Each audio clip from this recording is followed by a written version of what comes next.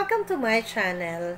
Ngayon po, ang vlog natin ay hatiin natin sa dalawang parts. Okay.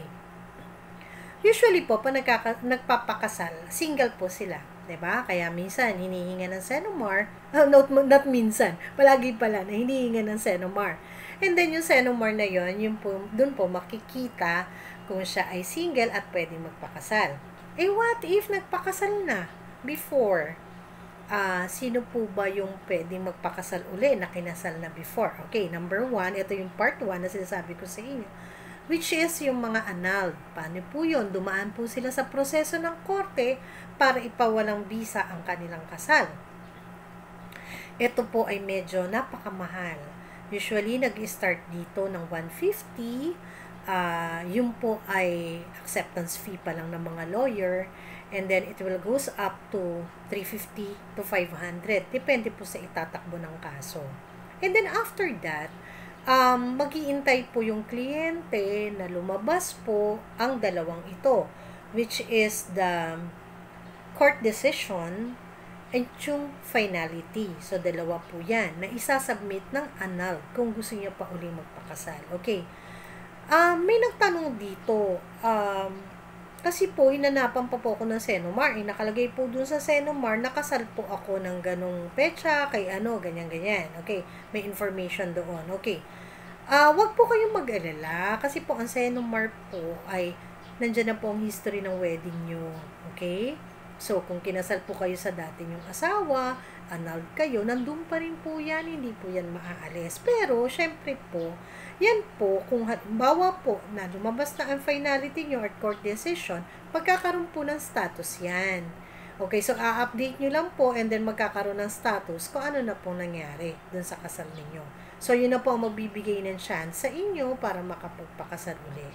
Okay, with our part 2, sino pa po ang pwedeng ikasal na kinasal na before? Okay, eto naman po ang mga widow, widower. So, byudo at byuda na po. Pwede na pong magpakasal uli. Okay? Ano naman po yung dapat i-present? Okay, same pa rin po. Senomar pa rin po. Pero gaya nga po ng sinabi ko, history po ito ng kasal nila. Alam niyo po ba kahit 100 times kayong pakasal at na-annulled kayo, ano man dahilan na siya ay naputol, andito pa rin po yun. Nasa Senomar pa rin po yun. So, kung 10 times ka kinasal, nasa Senomar pa rin po yun. Kaya lang po, syempre po, may nakalagay na remarks po doon.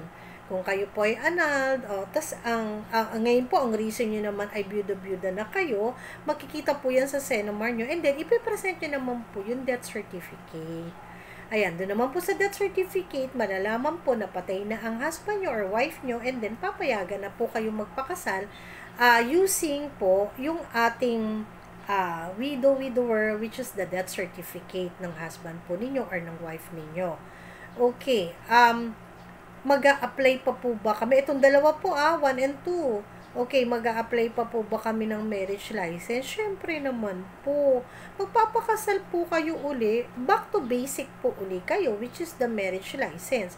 Susundin nyo pa rin po uli kung ano yung mga pinasa nyo noon, madadagdagan nga lang sa annulled ng court decision and finality. Sa widower naman po ay ang kanilang death certificate ng kanilang husband or wife. Ngayon po, ang Senomar, hindi po matatanggal yun. Syempre, nandun pa rin po yun. So, kasi yun po yung pagkakakilanlan kung kayo po ay pwede na mag-asawa uli. Okay? Kasi yun po yung topic natin ngayon. Okay? So, wag masyadong matakot. Tapos, iba iniisip nila, ito pa, nakakatawa tong question na to. Matatanda na po kami. Matagal na po kami nagsama nang before kami naghiwalay. 25 years, malalaki na nga yung mga anak ko. May apo na nga ako. Ba't kailangan pa ako kumuha ng marriage license? Ay, syempre po, dadaan po tayo sa legality, which is unang-una pa rin po, ang marriage license po. Kailangan ma-accomplish natin before getting married. Tapos, ito pa, yung si widower, ay, naku, kinasal na ako noon kailangan pa ba yung marriage license? Kakasal na naman ako ngayon, ipatay naman na siya.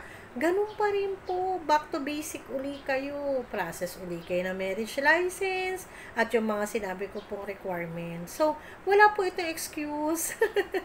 Akala po na iba pag kinasala sila before, hindi na kailangan kumuha. Tsaka matanda na sila, hindi na namin kailangan yun. At tsaka off age na kami. May mga apo na nga kami. Wala pong ganun. Kailangan po natin sumunod kung gusto niyo po uli magpakasal.